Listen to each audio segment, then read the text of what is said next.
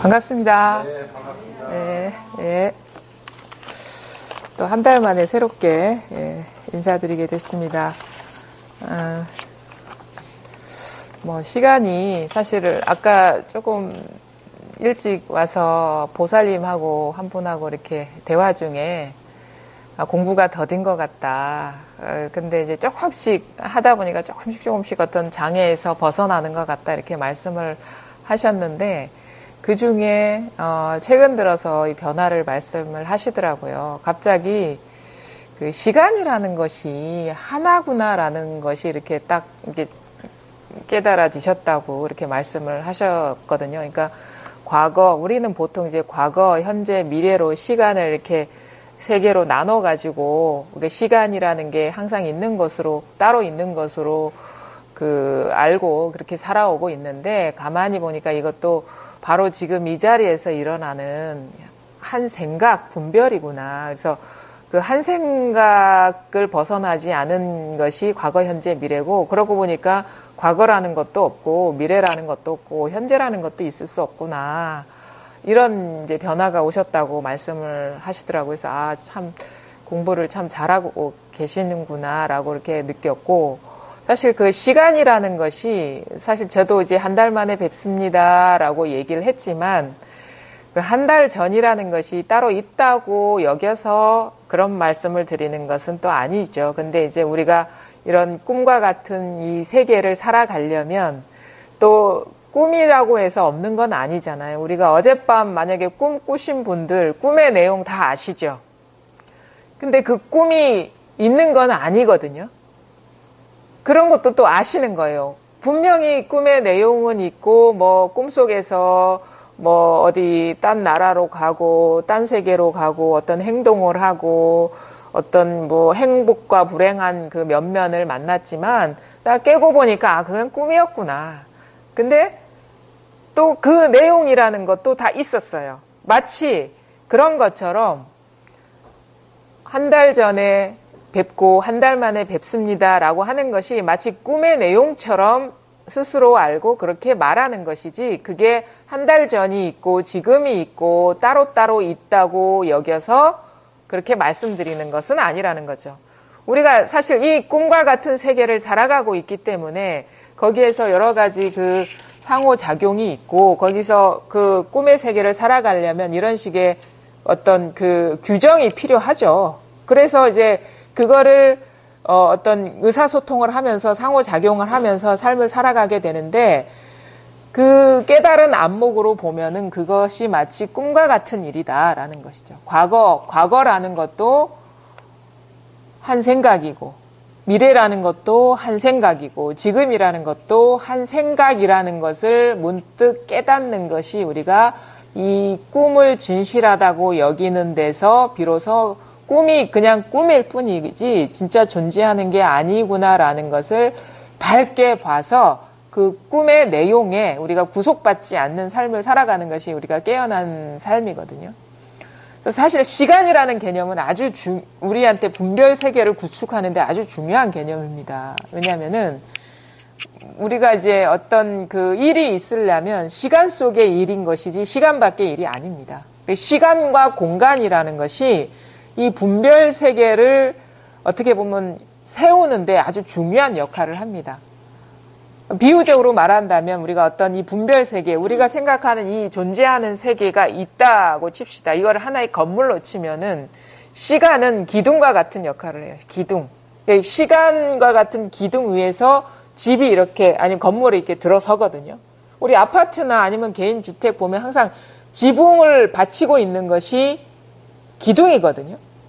시공간이라는 것은 이 분별 세계를 받치고 있는 아주 중요한 요소거든요. 시간이 있다, 공간이 있다. 시간은 기둥이고 공간은 이렇게 그 위에 석가래와 같은 역할을 하고.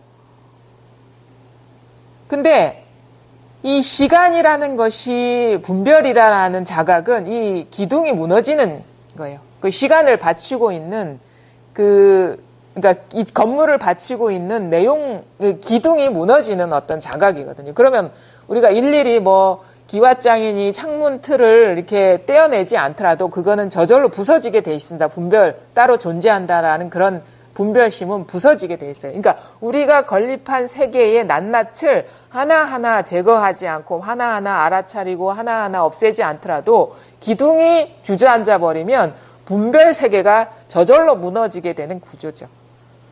그런 것처럼 이 시간이라는 것이 한 생각이라는 그런 깨어남, 전환은 아주 공부하는 사람들 입장에서는 아주 중요한 어떻게 보면 진일보된 발가짐이다라고 보시면 되고, 거기에 이제 더 나아가서 그 자기라는 것이 따로 존재하지 않는다라는 그 깨어남, 이런 것이 이 자기라는 것은 그 건물에 주춧돌과 같은 역할을 하는 거예요. 사실 주춧돌이 있고 기초공사가 된 위에 기둥이 세워지고 그 기둥에 의지해서 젓가락이 받쳐지거든요.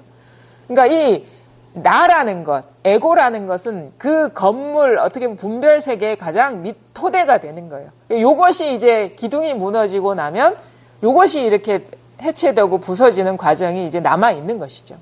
그래서 그런 의미에서 공부가 아주 진일보한 것인데, 이런 자각이 있더라도 자꾸 시간 속에 사로잡히게 됩니다.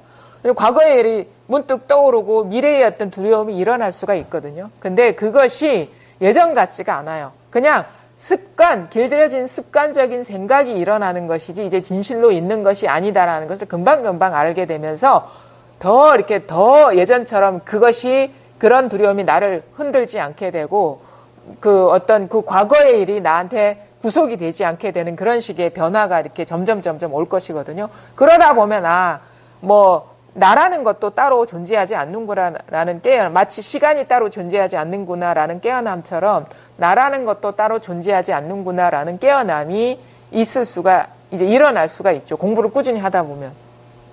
그래서 가장 중요한 거는 뭐냐? 이 공부라는 것이 어떤 것을 새롭게 안다거나 어떤 것을 얻는 공부가 절대 아니라는 거예요. 그것은 분별 세계의 일인 것입니다. 이 공부는 우리가 따로 객관적으로 존재한다고 믿었던 것들이 실제 존재하지 않고, 그러니까 그 색이라는 것이 공이라는 것을 깨닫는 것이지, 깨달음이라는 것이, 깨달음이라는 어떤 색이 따로 있는 게 아니라는 겁니다. 그 말은 뭐냐면 분별심이 부서지는 공부이지 분별되는 깨달음을 얻는 공부가 아니라는 것을 잘 우리가 나중에 공부를 하고 나면 알게 되거든요. 그러니까 분별이 부서지면 그것이 부처의 깨달음인 것이, 각인 것이지 부처의 각이 따로 있지 않다라는 거예요. 그래서 이 공부를 그 전통 우리가 이제 공부를 이렇게 과거에도 수많은 어떤 선지식들이 이제 공부를 해왔는데 그 공부의 여정을 보면은 그런 걸 알 수가 있어요. 뭐 임재어록이나 우리가 15도도 그 어떤 공부의 어떤 그 벗어남의 과정, 결국 이제 사람도 없고 소도 없는 분별심이 그게 멸하는 그 경계거든요.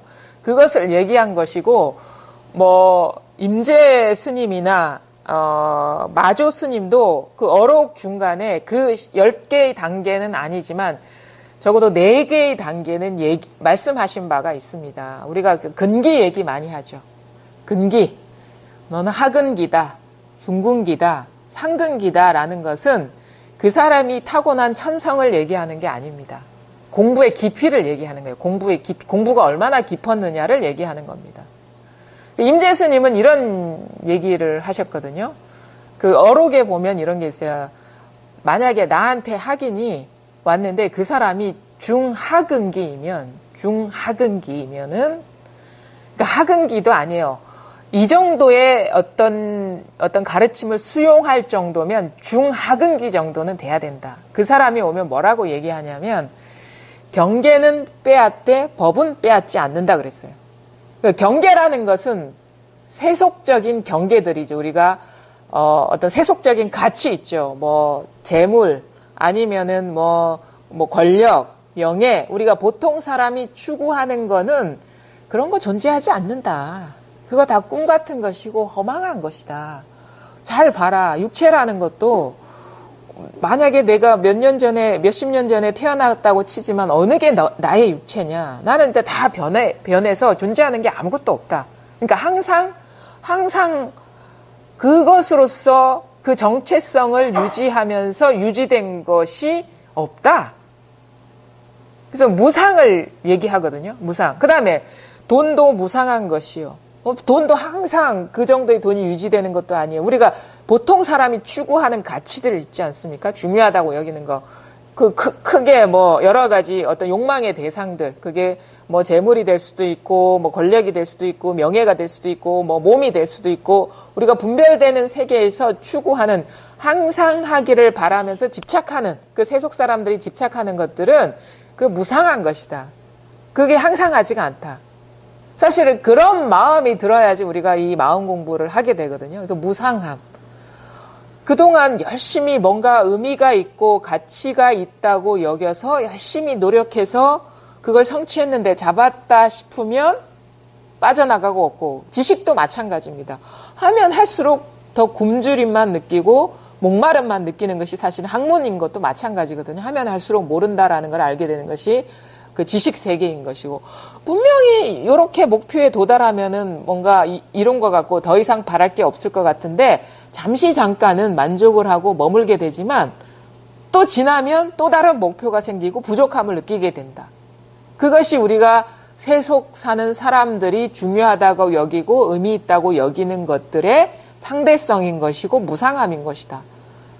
사실 그렇잖아요. 멈춰 있는 건 아무것도 없고 무상하지 않은 건 아무것도 없습니다. 그러면 이런 마음이 들어야지. 또 하나는 우리가 이 현실의 삶이 너무 고통스러운 번뇌인 거예요. 그래서 이 세계를 벗어나서 고통스럽지도 않고 마음이 고요하고 편안한 세계, 항상 마음이 편안한 세계, 그 다음에 아니면은 이 무상하지 않는 진실한 세계가 뭘까? 그게 바로 우리가 이름하여 법의 세계라는 것이고 법인 것이거든요. 그러면 중하근기 정도 되려면 이 정도의 인식은 와야 된다는 거예요. 참 세상은 무상하구나. 그 다음에 이건 고이구나. 그래서 이것을 벗어난 법의 세계, 진리의 세계가 있을 것이다 라는 그런 마음으로 사실은 여러분도 이 자리에 앉아 계실 겁니다. 이게 중하근기 정도 된다는 거예요. 그럼 뭐냐? 맞다. 그런 것이 무상한 것이고 우리가 그렇게 추구하는 것들은, 우리가 알고 이해했던 것들은 다 무상한 것인데 그 무상하지 않는 그런 한결같은 세계가 있다. 그래서 그런 마음에서 한결같음을 빼앗지는 않는다는 거예요. 그 무상함은 무상하게 가치 있다고 여기는 것이 무상하다고 여겨서, 그래서 그 법의 불법의 세계가 있고 깨달음의 세계가 있다. 그러면 이제 두 번째는 뭐냐? 중상근기가 오면은 뭐냐면 경계도 빼앗고 법도 빼앗는다 그랬어요. 그 깨달음이라는 것이 그 나머지 것, 우리가 가치 있고 의미 있다고 여겼던 것들이 한순간에 일어난 무상한 생각이라면 깨달음이라는 것도 너의 한 생각을 벗어나지 않았지 않았느냐.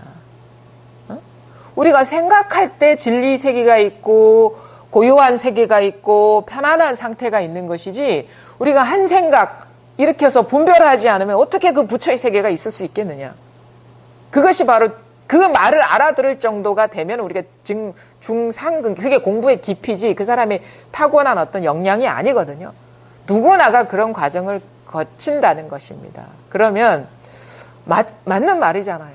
그렇잖아요. 우리가 생각할 때 부처의 세계가 있는 것이고 분별할 때 편안하고 안락한 그런 게 있는 것이고, 생각하지 않으면 부처도 따로 없고 분별하지 않으면 고요함이나 편안함도 따로 없지 않습니까?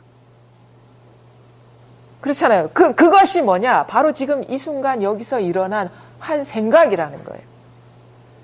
바로 지금 호련히 일어난 생각이 바로 부처의 세계이고 깨달음의 세계이고 궁극의 세계이지, 그 분별하지 않으면 어찌 그 깨달음이 있겠습니까? 근데 이것을 받아들이지 못한 사람은 여전히 깨달음을 추구합니다.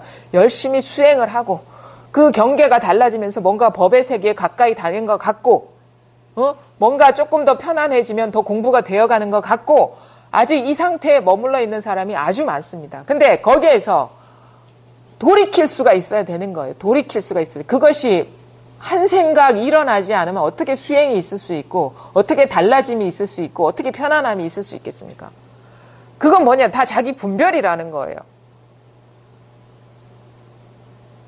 이것이 수용이 돼야 돼. 이것이 받아들여져야 됩니다. 어찌 분별할 때 부처가 있는 것이고 분별할 때 깨달음이 있는 것이고 분별할 때 수행이 있는 것이지 분별하지 않을 때 그러면은 그 어디가 있습니까? 어? 그게 어디에 있습니까? 분별 밖의 일입니까? 그게?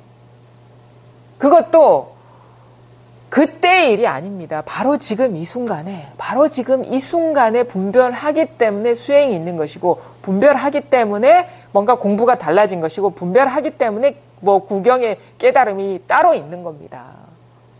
잘 보십시오. 돌이켜 보십시오.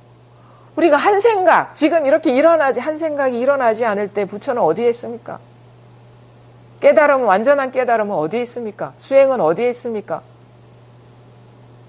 그거는 다 뭐냐면 꿈속의 일이라는 거예요. 꿈의 내용이라는 겁니다. 꿈 꿀 때 있는 일이라는 겁니다. 근데 꿈이 허망한 것인데 허망한 것에서 깨달음을 추구하고 있다라는 그 어떤 전환이 와야 돼요. 그래야지 자꾸 밖으로 추구하는 마음이 멈춰지거든요. 그러면 어떻게 되냐면 과거에로도 마음이 안 되고 앞으로 내가 깨달을 거야 아니면 깨달음을 향할 거야라는 이 분별로도 마음이 안 갑니다. 근데 여기에서도 밝지 않아요. 그럼 도대체 어쩌란 말이에요. 잘 보십시오. 과거도 지금 일어난, 미래도 지금 일어난, 깨달음도 지금 일어난. 그럼 그 지금이라는 게 과연 뭘까? 이거는 모든 것의 이제 바탕이거든요. 모든 것의 어떤 그 바탕이에요. 말하자면은 대지와 같은 거예요. 우리가 건물에서 에고라는 것은 주춧돌이라고 친다면 이거는 무한한 대지와 같은 거예요. 무한한 대지와 같은 거예요. 그 어디 가서도 돌만 얹으면 세계가 만들어질 수가 있어요. 어디에든. 그러니까 모든 것들은 다 여기에서 펼쳐지고 있다라는 거예요. 여기에서 세우기도 하고 무너뜨리기도 하고 할 수 있다라는 거예요. 지금 한 생각 일어나는 바로 이 자리가 있지 않습니까? 바로 호련히 깨달음이란 무엇인가? 그 다음에 지금 이 순간 제 말을 이해하고 알아듣는 자리가 있지 않습니까? 지금 이렇게 소리가 이렇게 아무런 생각 없이 들으면요, 이 깨어있음만 있습니다. 이렇게 작용하고 있는 것만 있거든요. 이 작동돼. 뭔가 일어나면은 이제 꿈의 세계이고 분별인데, 지금 저절로, 사실 소리도 저절로 드러나고 있고, 이런 제 모습도 저절로 드러나고 있고, 내가 앉아있는 것도 저절로 앉아있는 것이고, 내가 앉아있는 모습도 저절로 이런 모습이 일어나고 있습니다. 이 깨어있음의 토대 위에서, 이 깨어있음의 대지 위에서 모든 것이 다 일어나고 있습니다.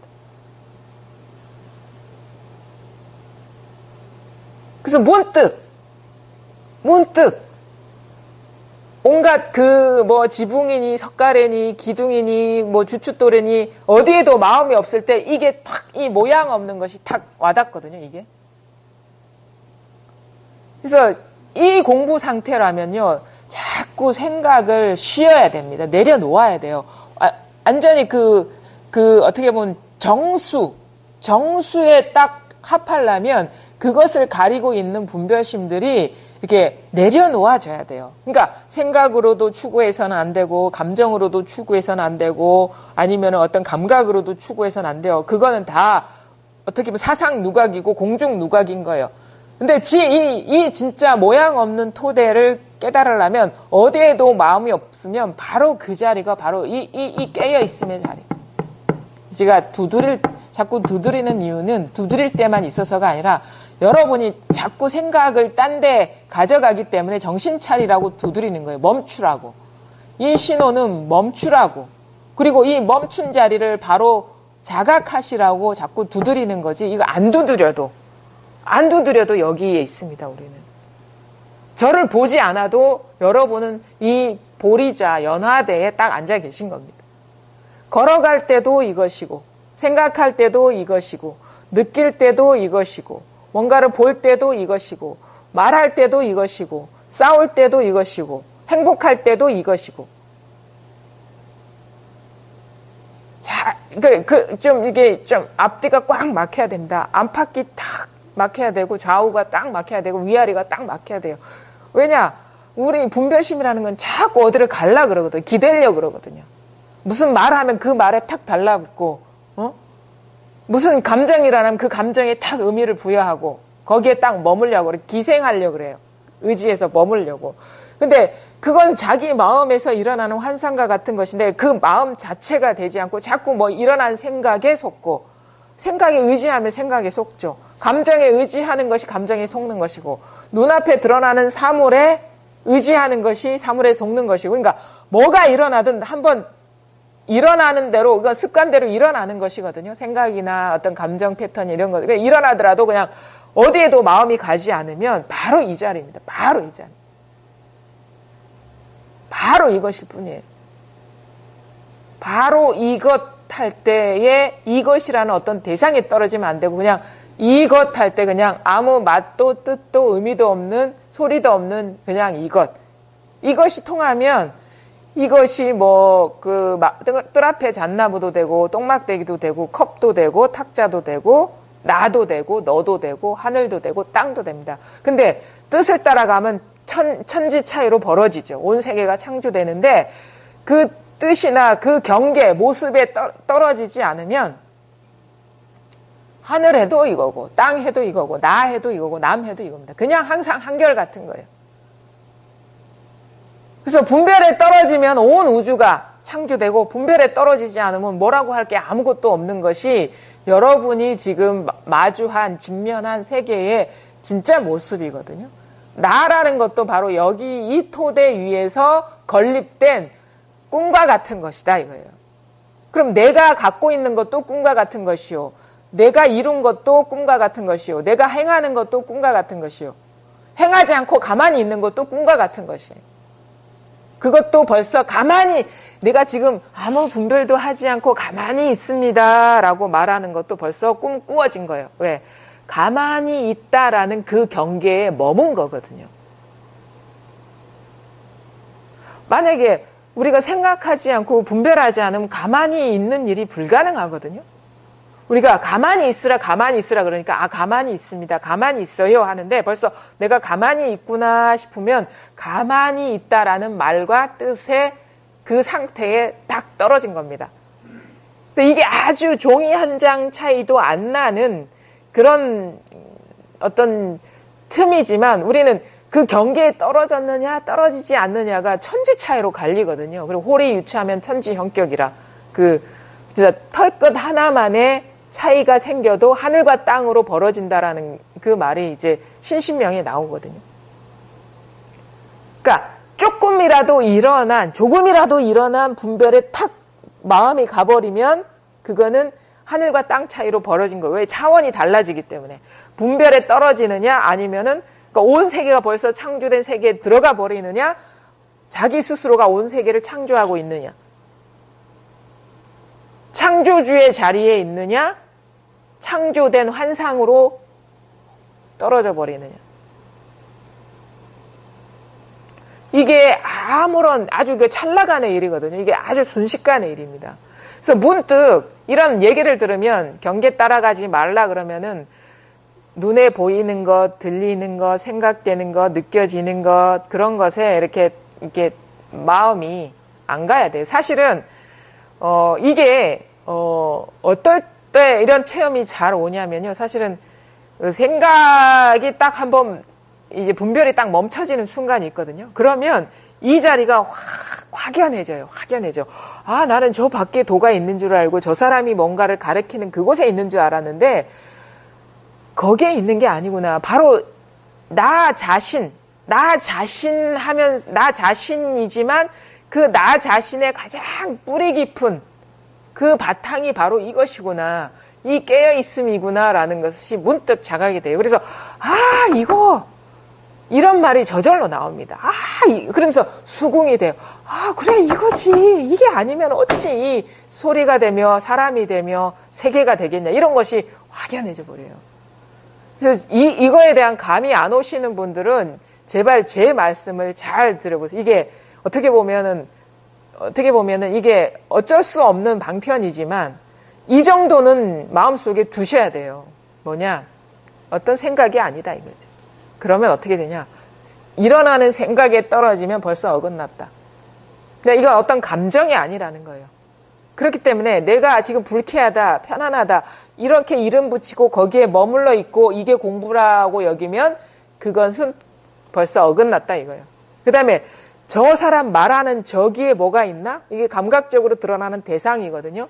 근데 이게 경계예요. 거기에 마음이 있으면 벌써 이제 어긋난 겁니다. 그게 소리가 될 수도 있고 어떤 색깔이나 형태가 될 수도 있고 맛이 될 수도 있고 냄새가 될 수 있습니다. 그런 식으로 감각적인 세계에 마음이 가 있으면 절대 이 본래 그 감각이 일어나는 이 본래 자리가 자각될 수가 없어요. 그러니까 어떤 것이 일어나도 거기에 가면 이제 어긋납니다. 그게 사람이 될 수, 우리가 잘 사로잡히는 게 어떤 사람, 그리고 가까이 지내는 사람, 아주 결속되어 있는 그런 관계의 사람한테는 잘 떨어지거든요. 사물보다는 사람이 더 잘 떨어지고, 그 다음에 어떤 생각이나 감각적인 것보다 어떤 생각이나 감정이 잘 떨어지죠. 그것을 찰나간에 멈출 수가 있어야 돼요. 사실 그게 멈추려고 해도 잘 안 되죠. 시절 인연이 무르익어야 되는데 이런 얘기를 잘 듣고 새겨 듣고 그 잘 따르다 보면 어느 순간 자기도 모르게 탁 뭔가 휴즈가 끊어진 듯이 막 로봇가 막 배터리로 움직이다가 그 전기가 탁 나갈 때 문득 탁 마음의 작동이 멈춰지듯이 마음이 탁 멈춰질 때가 있어요. 그 분별하는 마음이. 그러면 아하 한다고. 누가 가르쳐 주지 않아도. 아, 이 일이구나. 전체가 하나구나. 그냥 여기서 다 하나구나라는 것이 확연해집니다. 그래서 요거를 잘 들으셔야 돼요. 제가 공부를 할 때 이게 아주 저한테는 중요한 어떤 지침과 같은 것이 됐거든요. 자꾸 습관적으로 생각 따라가고 감정 따라가고 저기 말씀하시는 분한테 도가 있는 줄 알았어요. 근데 그것이 처음부터 그렇게 귀에 들어오지가 않아요. 자꾸 듣고 맨날 듣는 말이 그런 거라. 경계 따라가지 말라. 경계 따라가지 않을 때 그렇다고 해서 경계가 없을 때 드러나는 것도 아니기 때문에 경계를 없애지도 말라. 경계가 일어날 때 모습이 드러날 때 거기에 따라가지 않으면 이게 탁 자각이 된다.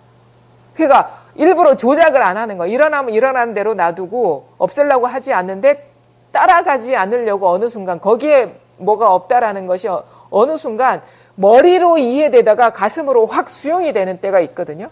그러면 수용이 되면 저절로 탁 멈추게 돼요. 그럴 때 손가락 듣는 데서 손가락이 보이는 게 아니에요. 자기 마음자리가 확 이것이 확 와닿는 거예요. 그래서 도가 저 밖에 있었던 게 아니구나라는 것이 이제 분명해지면서 어떤 일이 일어나든 간에 그러거나 말거나 이런 식으로 마음이 경계로 향하던 마음이 확 사라지게 돼요. 그런데도 이제 쉽게 마음이 이렇게 습관 따라 막 갔던 것들이 이렇게 쉽게 조복이 안 됩니다. 그때 우리가 알게 되는 게 뭐냐면 그때부터 우리가 그 모우라고 하죠. 이것이 드러나야지 소를 길들이게 되거든요. 그럼 어떻게 되냐? 어떻게 길들이냐? 여전히 분별하는 마음들이 너무 강한 거예요. 그 분별에 익숙한 습관들이. 그러면 좋은 사람 만나면 가까이 있고 싶고 싫은 사람 만나면 피하고 싶고 이게 막 일어나. 그 마음이 일어나는데 스스로는 알아요. 이게 내 마음에서 분별하는 일이지 경계가 그렇게 만드는 게 아니라는 걸 알게 되는 거예요. 좋은 사람 따로 없고 나쁜 사람 따로 없는데 내 스스로 마음에서 좋은 사람이라고 정하고 있고 나쁜 사람이라고 정하고 있다는 걸 알게 되는 거예요. 그렇게 알게 돼. 이상하게. 예전에는 저 사람이 나쁜 사람이고 저 사람이 좋은 사람이라서 저 사람이 문제였어.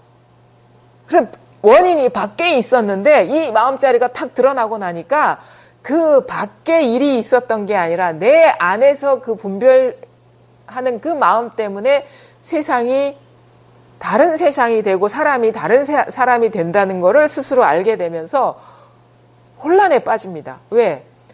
알아서 모든 허물이 자기한테 있다는 걸 알게 되는데 자기는 여전히 분별하고 있는 거야. 싫은 사람은 싫고 좋은 사람은 좋은 감정이 너무 강하지만 그 원인이 밖에 있지 않다는 것을 알게 되면서 이게 어떻게 마음에 그 이전에 어떤 그 나름대로 분별 세계에서 정리됐던 것이 혼란에 빠지는 거예요. 예전에는 밖에 문제가 있다라고 허물이 있다라고 딱 치부할 때는 편해요. 세상 편해. 원래 그게 밖에 있었던 게 아닌데 자기 안에 있었던 건데 넌 좋은 사람, 넌 나쁜 사람, 이건 좋은 일, 나쁜 일, 밖에 일이 있기 때문에 그게 책임 전가해버리면 쉽거든요. 근데 이 자리가 딱 드러나고 나서는 책임 전가할 사람이 없는 거예요. 모든 게 자기 허물이기 때문에 자기 마음에서 자꾸 습관적으로 분별하는 마음이 일어나기 때문에 이러지도 못하고 저러지도 못해. 남 탓할 수도 없고 그렇다고 해서 이 좋고 싫은 마음이 항복된 것도 아니고. 근데 그것이 바로 소를 길들이는 모구의 과정이기 때문에 결코 이때 현실적인 감정으로는 편안하지가 않아요. 오히려 예전보다 더 못한 자기 자신의 허물을 보게 되는 겁니다. 근데 예전에도 그랬어요. 예전에는 그걸 못 봤던 거예요. 자기 허물이라는 걸 못 봤어요. 근데 지금에서야 비로소 거기에 눈이 띄었기 때문에 현실적으로는 더 나빠진 것 같지만 결코 이게 나빠진 게 아닙니다. 비로소 자기 소를 길들이고 이 근원적으로 이 분별심에서 벗어날 수 있는 기회가 생기는 겁니다. 이때의 혼란과 어떤 그 어지러움은 이제 도약을 하기 위한 것이에요.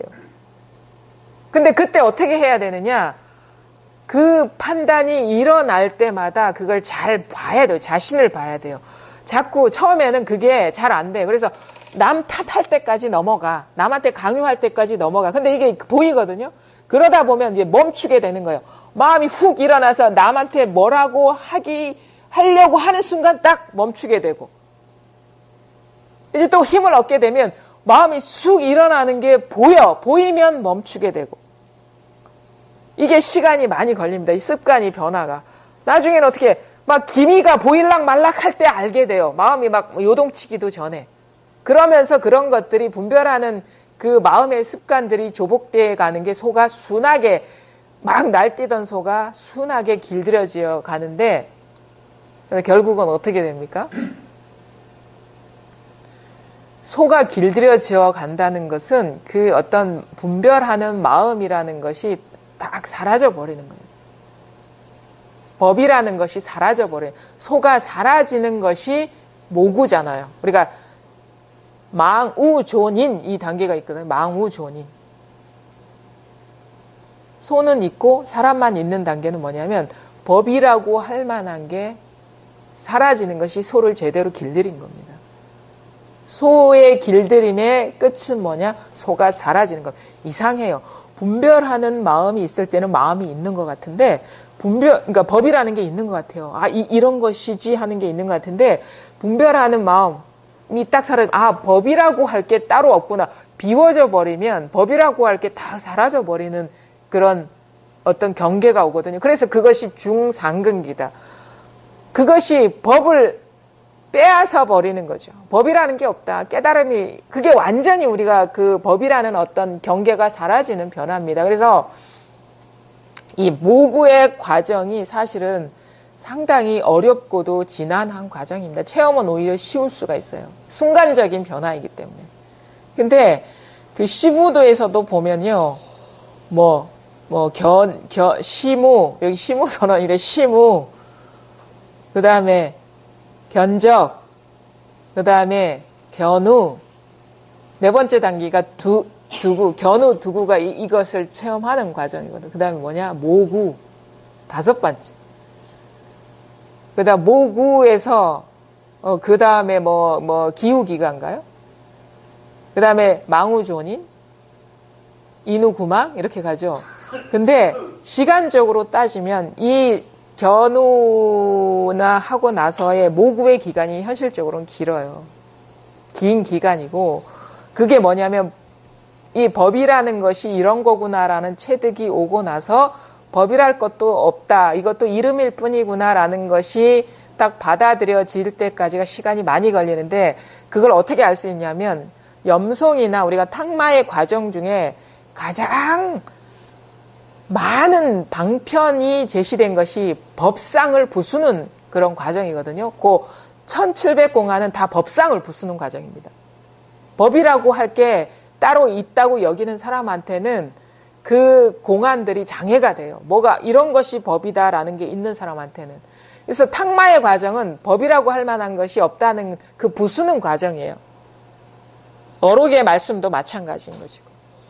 근데 나중에 그렇게 보면은 사람 소도 뭐 세속적인 경계도 없지만 법이라고 할 것도 그냥 따로 있는 게 아니구나라는 걸 깨닫게 되면 사람만 남는 거야. 자아의식. 사실은 이런 게 깨달음이네, 이런 게 도네 할 때는 내가 있기 때문에 그거에 이름 붙이고 그걸 추구하는 자가 있었던 거예요. 근데 오히려 이거는 어떻게 보면은 상대가 사라지면은 나라는 존재감도 사실 이렇게 생명력이 없어요. 내가 자꾸 대상이 있어야지 주체가 있는 것이거든요. 내가 힘을 쓸 여지가 있어야지 내가 살아남는데 내가 상대할 게 아무것도 없어지면 이것도 헛개비로 돌아가는 겁니다. 그래서 인후구망 그것도 사실은 시간이 걸립니다. 왜? 나라는 의식이 우리가 어릴 때부터 많이 자리 잡고 있었기 때문에. 그래서 이걸 어떻게 여전히 나라는 게 있는 사람한테 뭔가 법이라는 것도 경계고 그 아닌 것도 경계라는 것이 딱 와닿은 사람한테 상근기가 오면은 뭐라고 얘기하겠냐? 뭐라고 얘기하냐? 그러면 법도 없고 그러니까 경계도 빼앗아 버리고 법도 빼앗아 버리고 사람도 빼앗아 버린다. 이렇게 얘기를 해요. 경계도 빼앗아 버리고 법도 빼앗아 버리고 사람도 빼앗아 버린다. 이게 상근기라. 그러면 그것이 다 빼앗긴 사람이 올 때는 어떻게 하느냐? 할 말이 없다. 그냥 행으로서 행할 뿐이 여기에서 그냥 행할 뿐이지 말할 것도 없고 달리 할 게 아무것도 없다 이렇게 얘기를 하거든요. 이게 이제 임재스님은 요거를 이제 4단계로 얘기를 했고 사실은 우리가 선사들이 마조 스님도 얘기했습니다. 그렇게 똑같이 얘기를 했어요. 이 구조가 시대를 막론해 가지고 참 이게 어떻게 보면은 적용될 수 있는 건데 그거죠. 마조 스님이 스님께서는 화상께서는 마음이 부처라고 하는데 왜 자꾸 마음이 부처라고 합니까? 그러니까 우는 아이를 달래기 위한 것이다. 우는 아이 뭐? 괴로운 아이, 삶이 힘든 아이, 내 삶이 힘들고 너무 무상합니다. 우는 아이를 달래기 위해서 삶이 허망한 것만 아니야. 이 도라는 세계가 있고 부처의 세계가 있고 이 마음이라는 것이 있다. 그래서 마음뿐이다라고 얘기한다. 그러면 마음뿐인 줄 아는 사람한테는 어떻게 얘기합니까? 그러면 마음도 없고 부처도 없다라고 얘기한다 그랬어요. 마음도 그런 것도 분별이고 부처라는 것도 분별이다. 그럼 마음도 없고 부처도 없는 사람이 왔을 때는 어떻게 합니까? 한 물건도 없다라고 얘기합니다. 이것이라고 할 만한 게 아무것도 없다라고 얘기한다. 그렇게 얘기했거든요. 그러면 이것이라고 할 게 없는 사람이 올 때는 어떻게 하겠습니까? 스스로 대도를 보게 하겠다 얘기하는데 사실은 이것조차도 없으면 벌써 아무런 장애가 없기 때문에 그 아무런 장애가 없는 것이 대도이지 따로 보여줄 대도가 있는 게 아닙니다.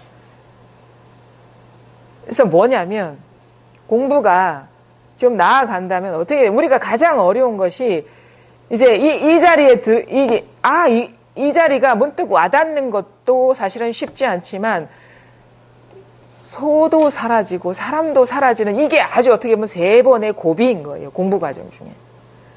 그럼 어떻게 해요? 법이라는 것이 따로 없어지고 부처나 깨달음이라는 것이 따로 없어지면 법이라는 생각이 일어나지 않습니다.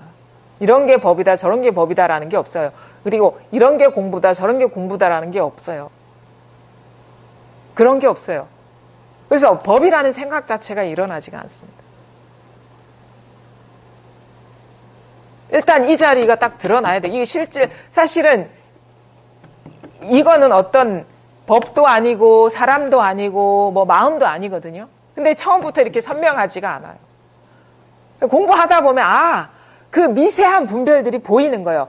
법이라는 분별은 좀 거칠어. 근데 나라는 분별은 더 미세해요. 집요해. 그래서 이게 공부하다 보면은 예전에 안 보였던 것이 잘 보여요. 원래 있었는데 잠재되어 있던 것들이 잘 보이거든요. 보이면 거기서 놓여날 수가 있어요. 이게 망상이라는 걸 아는 거거든. 보이면 거기서 벗어날 수 있고 벗어날 수 있는데 가장 끝에 남아있는 티끌먼지가 뭐냐? 나라는 자아의식. 그것이 법을 만들었고 그것이 세속을 만들었다는 거예요. 그냥 이 깨어있는 이것이 나를 만들었고, 세계를 분별에 자꾸 속다 보니까 내가 되고 내가 상대할 것이 되고 상대할 것이 분화돼가지고 여러 가지가 된 거예요. 근데 그게 공부하다 보면 이렇게 보인단 말이에요. 큰 줄기들이. 그러니까 낱낱이 이런 거 있잖아요. 이 공부는 뭐냐면 내가 지금 이 시계가 이 컵이 다이아몬드인 것 같아.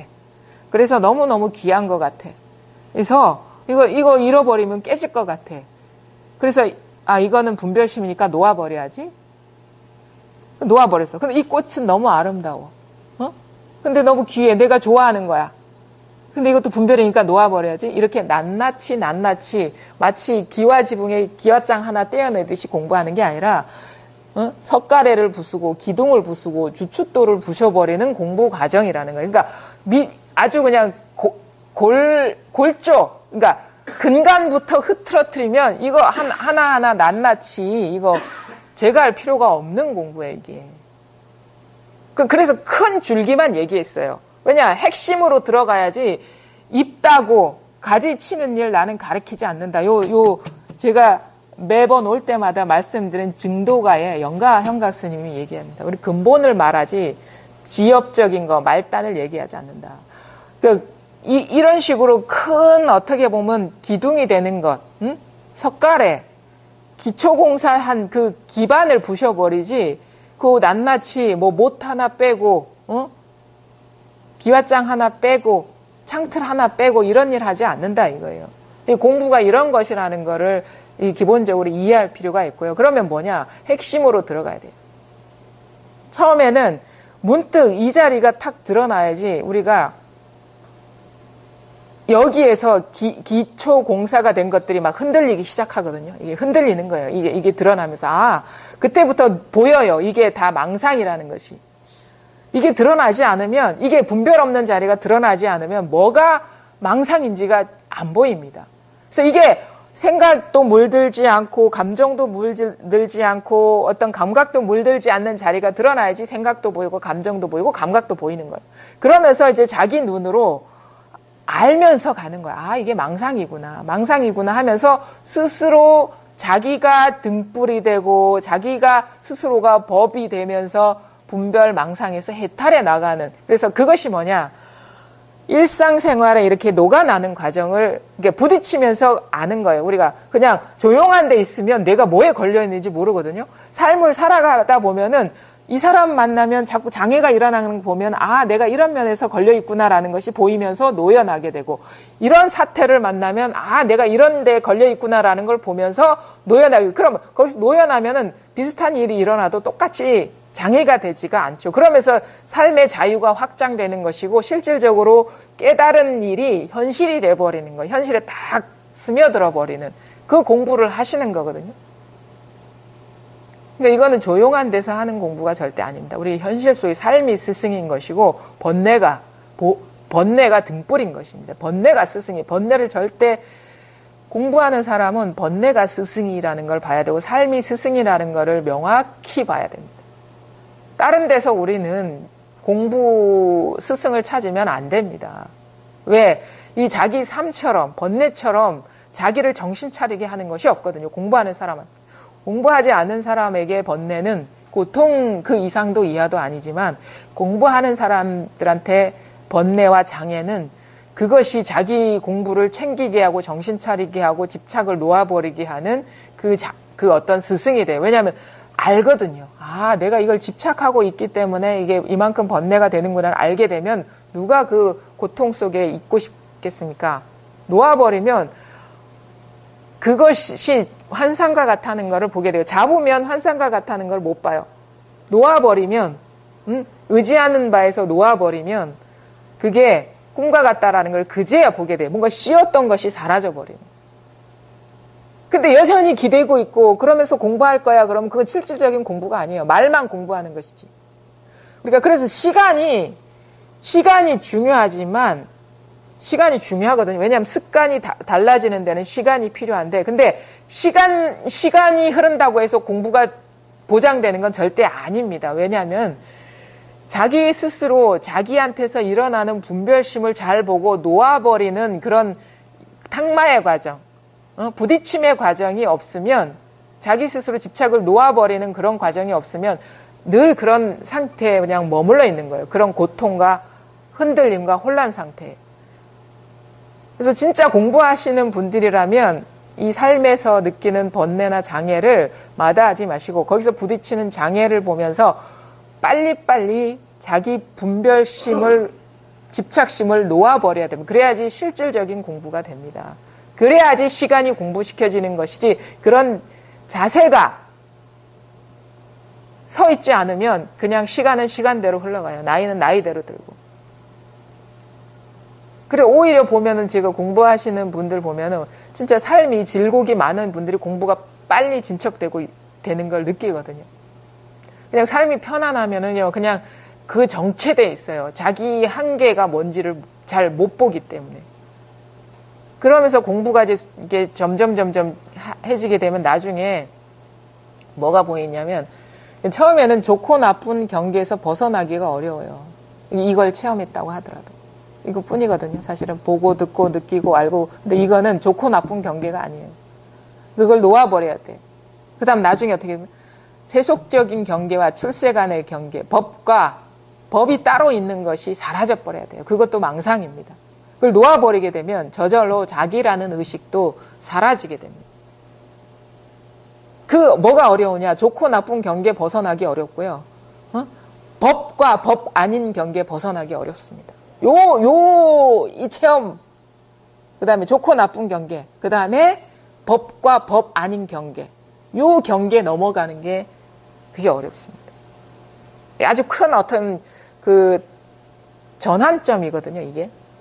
일단 이게 드러나야 돼요. 그래서 이제 사실은 이제 여러분, 저도 이제 한 달에 한 번씩 여기 와서 여기 오시는 분한테 그냥 이거를 어떻게 보면은 임재스님이 내 경우를 이렇게 나눠서 얘기한 거를 1시간에 제가 이렇게 같이 얘기하기 때문에 어떤 사람한테는 이게 헷갈리는 얘기가 될 수가 있어요. 그래서 이런 법문을 아마 이게 아주 좋은 것 같아요. 끝나고 이렇게 질의응답할 때 자기가 걸려있는 문제나 자기가 어떻게 보면 모호하게 들렸던 거를 질문하시는 게 좋아요. 왜냐하면 사람의 공부 깊이가 다 다르기 때문에, 저는 그래도 여기에 오신 분들은 다 공부 깊이가 다르기 때문에 골고루 이 영역을 다 이제 어떻게 말씀드리고 싶어서 이렇게 섞어서 얘기하는 그런 경향이 있거든요.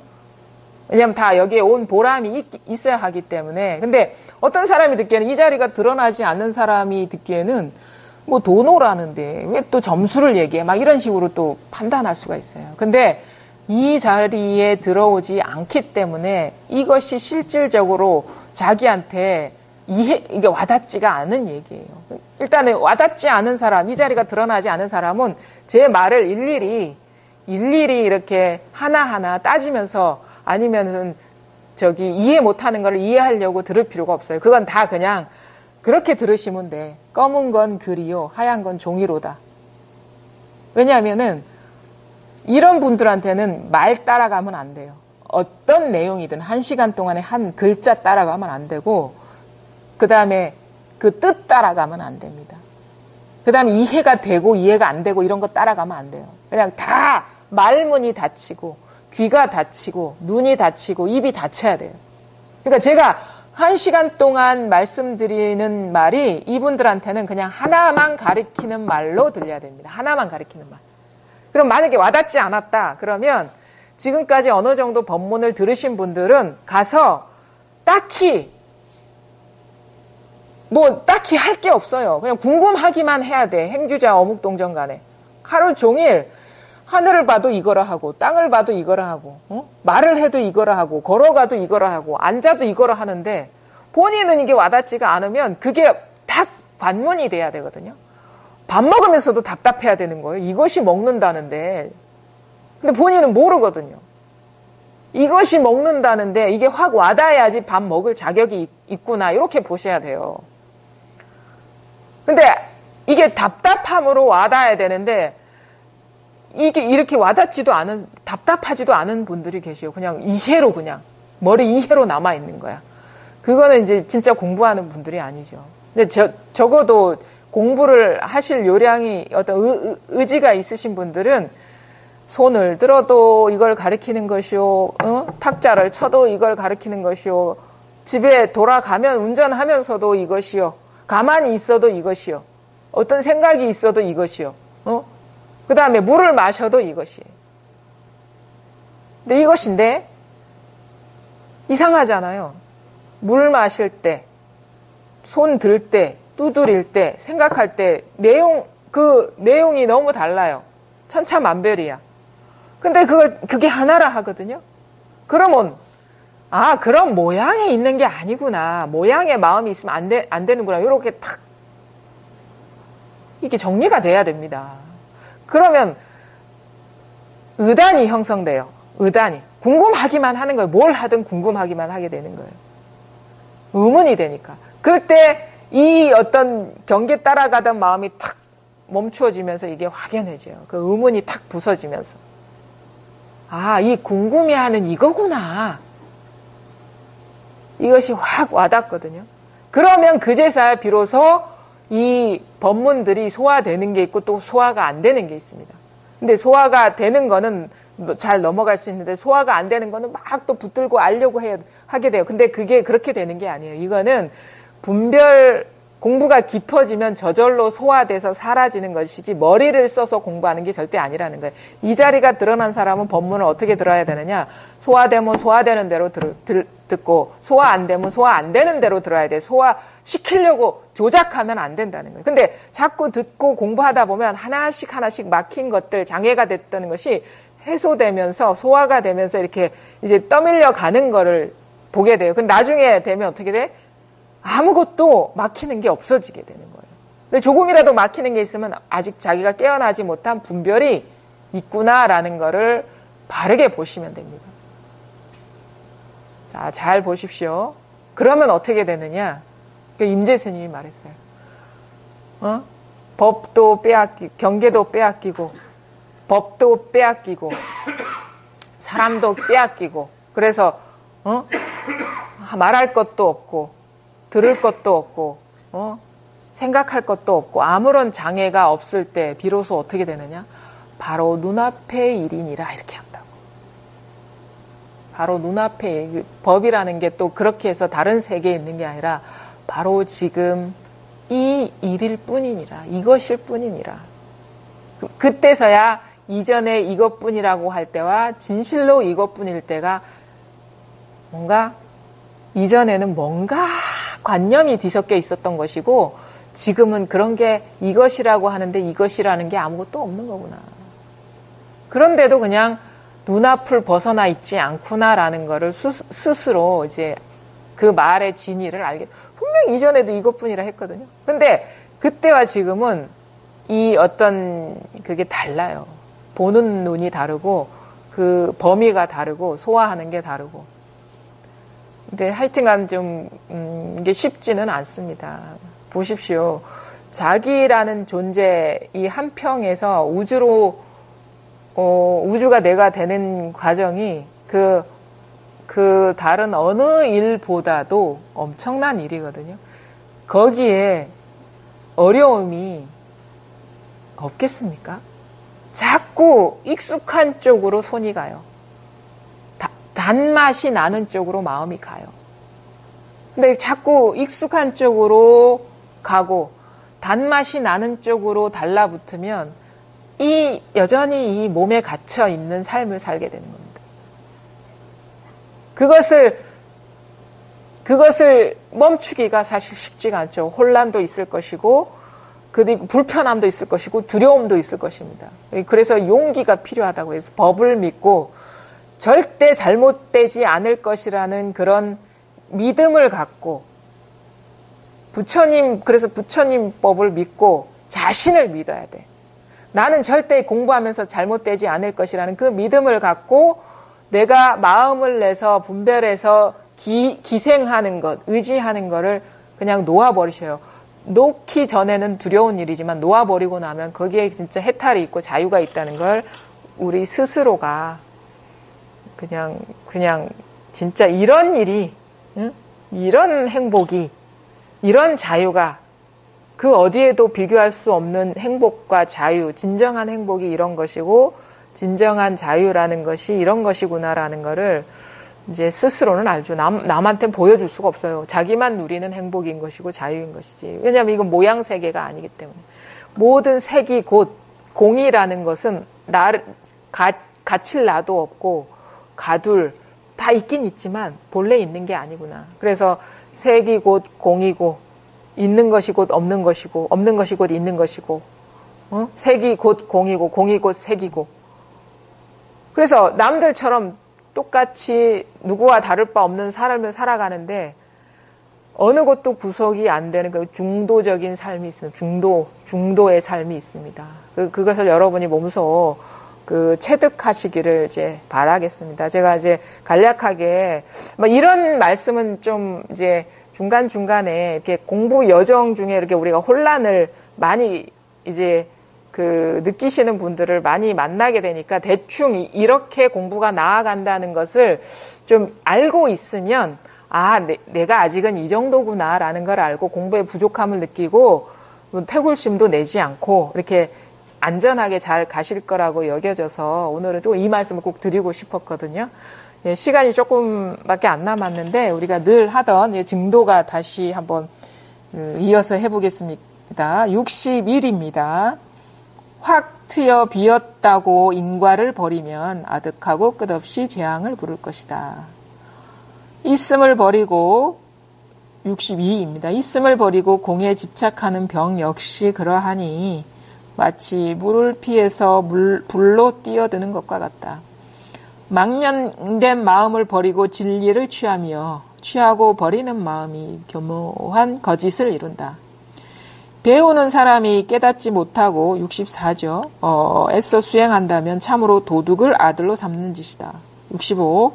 법의 재물을 덜고 공덕을 없애는 것은 이 분별하는 마음으로 말미암지 않음이 없다. 결국 공부가 좀 심도 있게 들어가면 어떤 얘기를 하는 거를 보게 되냐면 많은 선사들이 깨달음은 이런 거야, 돈은 이런 거야 이걸 설명하는 게 아니라 자꾸 분별에서 벗어나는 얘기, 분별을 부수는 얘기를 하고 있는 거를 알게 되거든요. 취사간택하는 그것이 문제다라는 걸 얘기하는 걸 알게 돼요. 뭐냐면 뭐가 문제였냐면 깨달음이라는 것을 못 얻어서 우리가 괴로웠던 것이 아니고 삶이 허무했던 것이 아니라 그 모든 문제가 이 분별하는 프레임에 갇혀 있었기 때문에 내가 고통을 받았고 문제였구나라는 거를 알게 돼요.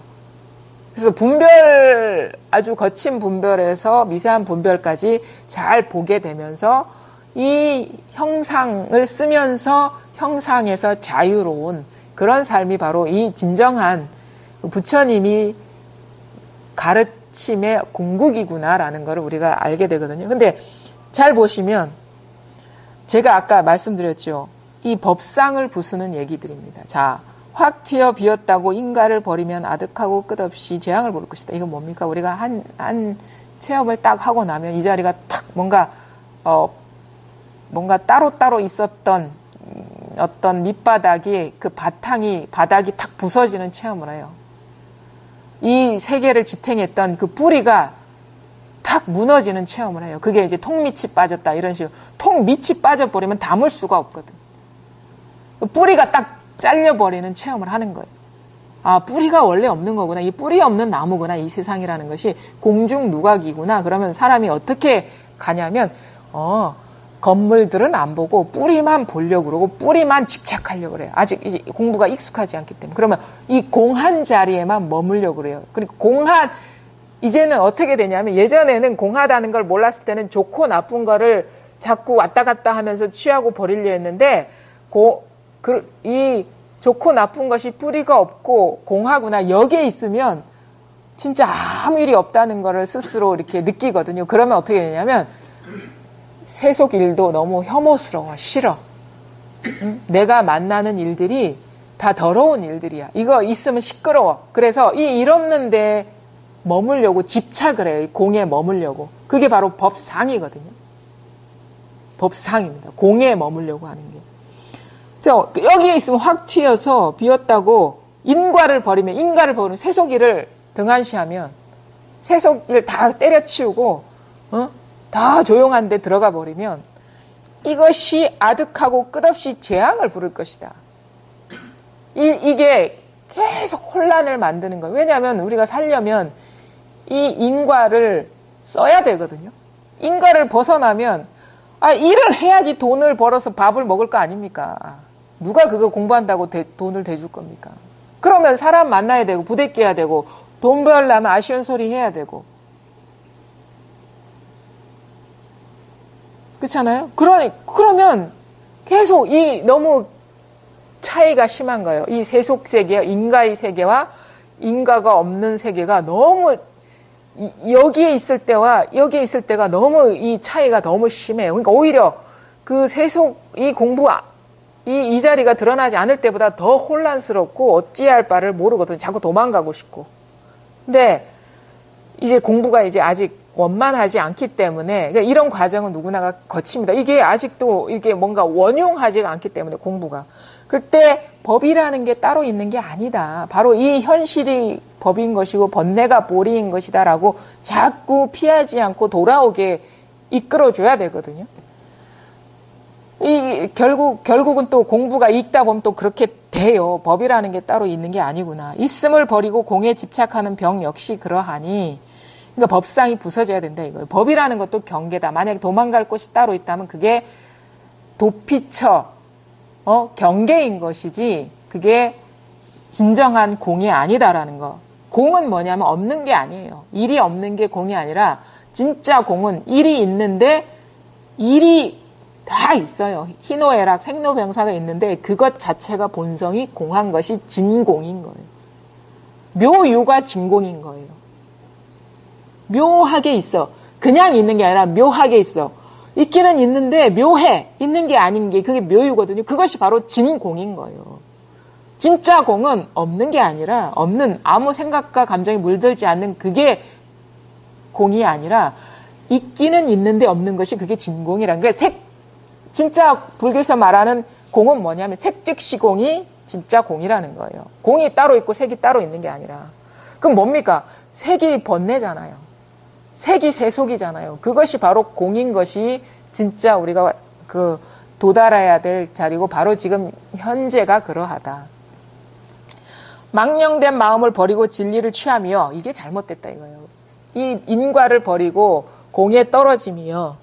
취하고 버리는 이 마음이 문제였던 것이지 이 일이 문제였다는 게 아니라는 거예요. 내한테 펼쳐진 일이 문제가 아니라 그거를 취하고 버리는 그 분별심이 문제였다는 거예요. 그러니까 여전히 공이 따로 있으면 그거 아직 취사하고 있는 거예요. 이건 나쁘고 이건 좋고 이런 식으로. 배우는 사람이 깨닫지 못하고 애써 수행한다면 참으로 도둑을 아들로 삼는 짓이다. 공이 바로 도둑이라는 거예요. 공이 따로 있다면. 그게 바로 분별인 줄을 모르는 거야. 법의 재물을 덜고 공덕을 없애는 것은 이 분별하는 마음으로 말미암지 않음이 없다. 그러니까 바로 지금 이것에서 분별하는 마음을 내서 취사 선택하는 것이 문제이지 지금 눈앞에 벌어진 일이 문제가 아니다는 것을 깨닫는 것이 이 공부. 그래서 공부가 이렇게 원만해지면요. 절대 피할 게 없습니다. 조작할 게 없습니다. 그리고 사실은 피할 자도 없고 그 피해를 입는 사람도 공한 거거든요. 그러니까 도피하지 않아요. 세속에서 그냥 세속을 떠난 세속이 바로 진속인 것이지 세속을 떠난 진속이 따로 있다면 아직 공부가 원용하지가 않다. 여전히 분별심에 머물러 있는 것이다. 그런 것을 이제 잘 보라고 이게 증도가에서 이런 말씀을 하시는 거거든요. 이것이 이제 사실은 하루아침에 되는 건 아니고 공부를 하다 보면 이제 저절로 이 반야심경이나 금강경의 말이 내 얘기구나. 내 눈앞의 현실을 얘기하는 것이구나라는 것을 공감하게 되고 받아들이게 되면서 이제 그런 삶을 이제 살게 되는데 어쨌든 그래 봐야 지금의 이 삶이지 딴 삶이 아닙니다. 여기에서 잘 보시라는 거예요. 바로 지금 이게 다라는 것을 여러분 스스로가 명확하게 밝아질 때까지 있게는 있는데 있는 게 아니구나. 이게 바로 꿈결 같은 세상이구나. 이렇게 바르게 볼 수 있을 때까지 공부를 놓지 마시고 꾸준히 하시기를 바라겠습니다. 감사합니다.